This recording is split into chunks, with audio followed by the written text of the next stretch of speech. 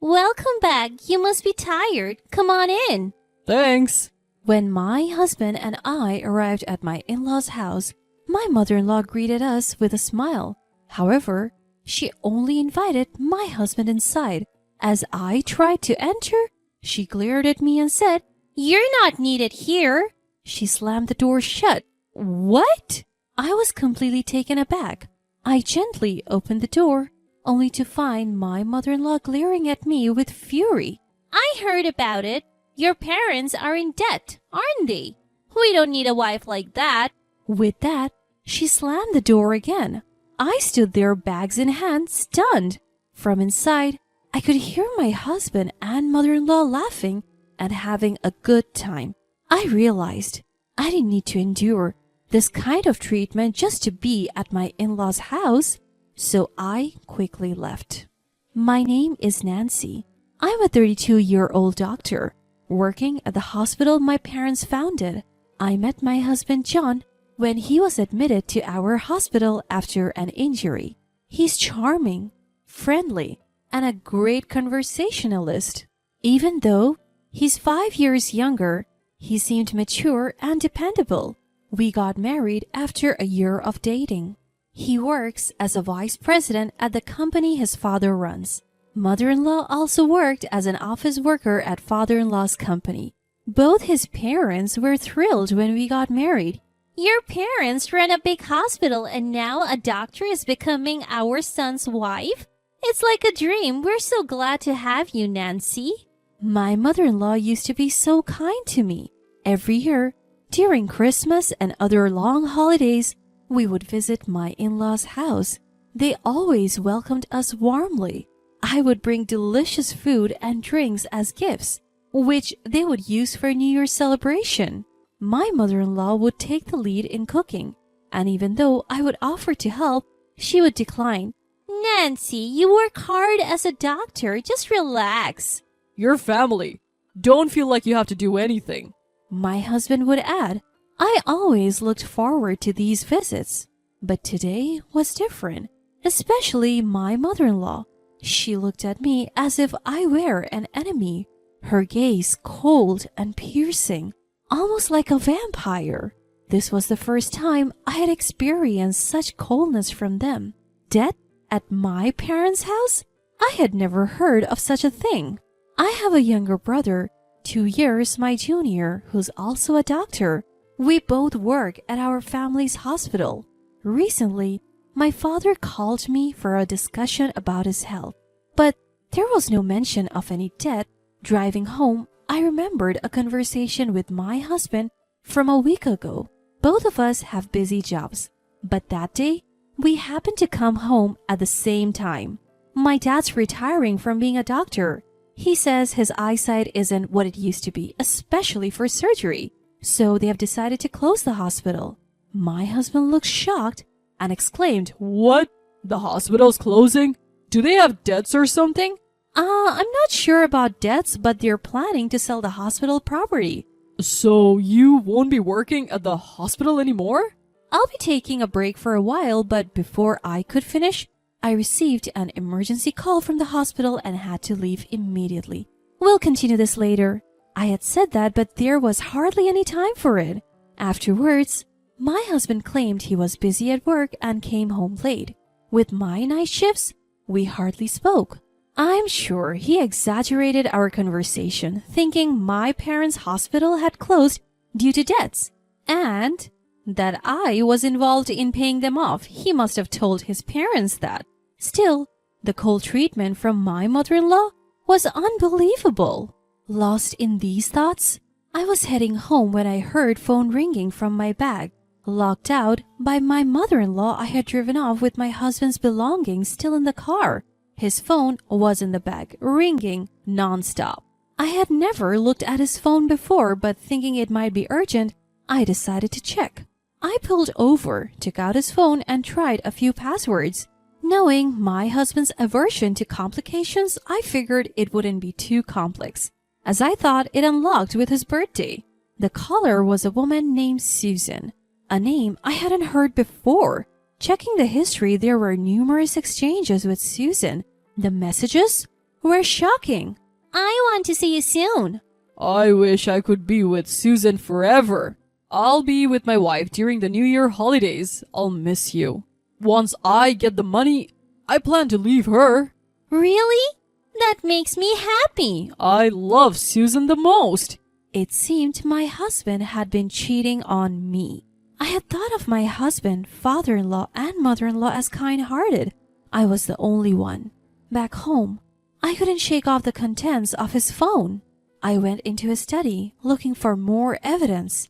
Opening a drawer, I found photos of him with an unfamiliar woman apparently from a trip and hotel receipts. There were other shocking discoveries. Unable to come to terms, I decided to visit my parents' house.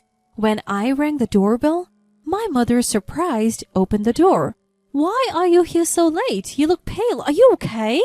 Seeing her caring face, tears streamed down. Noticing my state, she wrapped me in a blanket. My father, sensing something was wrong, asked, What happened? I told them about the in-laws and the affair. My mother was shocked and my father was furious. It's so terrible. Ungrateful people. Turns out, my husband's family business wasn't doing well. They often approached my father for financial help, which he provided, thinking of me. Maybe you should play along for a while and see their true colors. My father suggested. It seemed intriguing at the time. The next day, I returned to my in-laws' house and shouted at the entrance, I'm sorry for being an immature wife. Please let me in. I brought various gourmet ingredients and fine wine as gifts, finally gaining entry into the house. My mother-in-law, seeing the luxurious gifts, marked greedily. Behind her, my father-in-law and husband gave me cold stares. We only treated you well because we thought you were the daughter of a prestigious hospital. Now that we know your family's hospital is drowning in debt, you'll work hard as a wife. I understand. From then on, the harassment towards me was relentless. Come on, start cooking. She kicked me towards the kitchen. Using the ingredients I brought, I prepared dishes and served them. My father-in-law, mother-in-law, and husband eagerly began eating. Hey, we're out of wine. Bring the next bottle. You're so inattentive. Is this all you cooked? You might be a smart doctor, but you're a terrible housewife.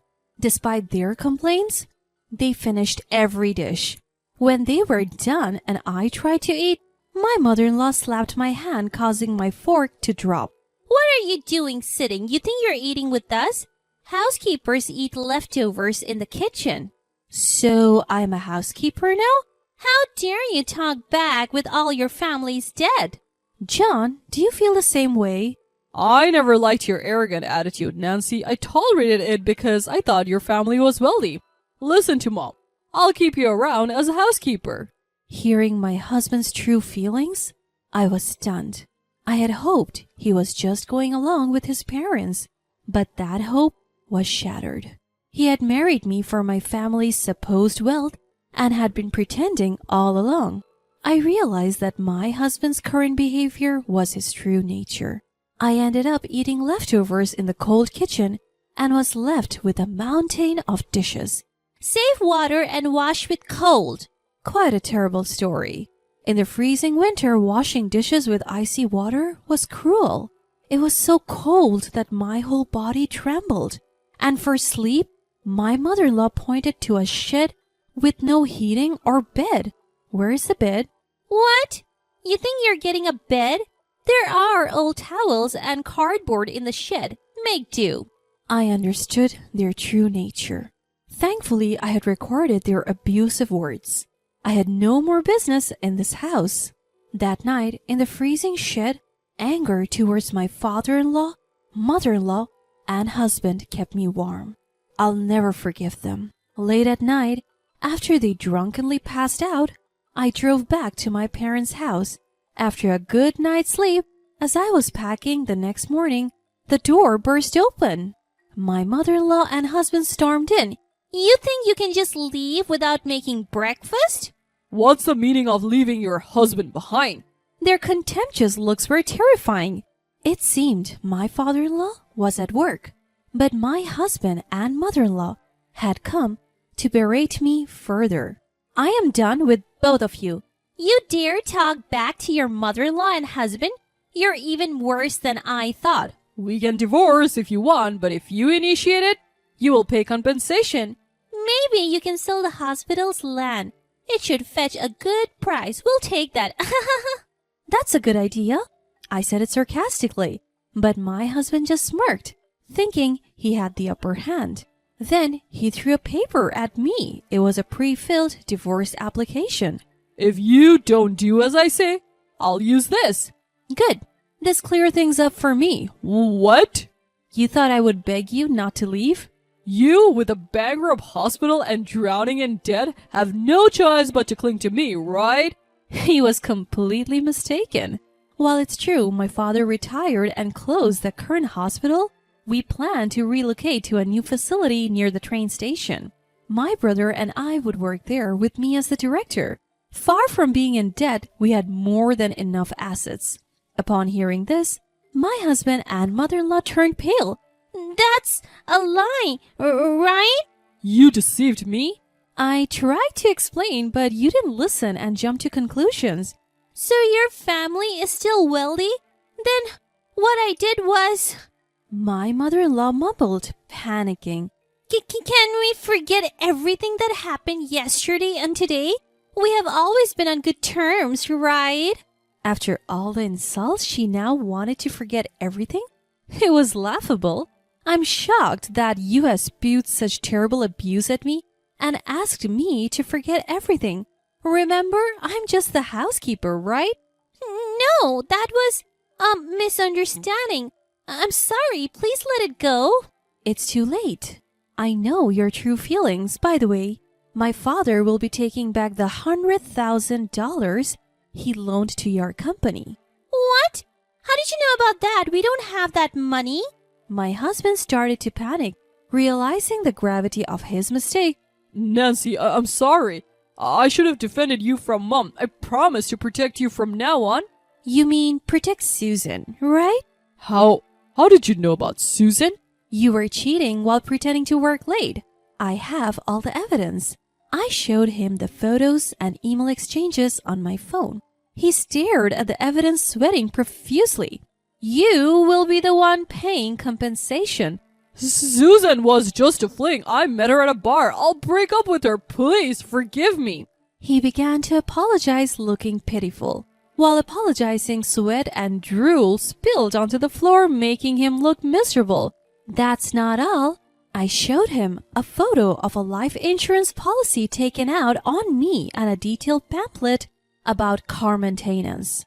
There was a marked section about tampering with car brakes. That's... You not only wanted my family's money, but also my life? I have consulted the police, so you can't harm me anymore. My company's in trouble. I need the money. Please help me. Don't joke. We'll communicate through lawyers from now on. I never want to see your face again. What? As he lunged at me, my father and brother emerged from the back room, grabbing his arm and protecting me. My husband, pinned to the ground, cried, while my mother-in-law stood there, stunned. The house was purchased under my name. I'll be selling it, so please leave as soon as possible. My husband and mother-in-law, who always had an excuse not to leave, were sadly sent away by my brother. After that, I got a divorce. I received compensation from my husband and the woman he cheated with. He kept begging to get back together. When I threatened to consult the police because he was too persistent, he stopped coming around. Through a lawyer, I demanded repayment from my father-in-law's company, and the $100,000 my father had lent was safely returned. My father-in-law's business, which was already struggling, went bankrupt with a lot of debt. My father-in-law, mother-in-law, and husband now live in an old apartment. They juggle multiple part-time and day jobs, but can't seem to keep up with their debts. I work as the director of a newly built hospital. With my brother's help, we are dedicated to helping those suffering from injuries and illness. It's fulfilling every day. I bought a comfortable apartment near the hospital, and I'm enjoying living my own life.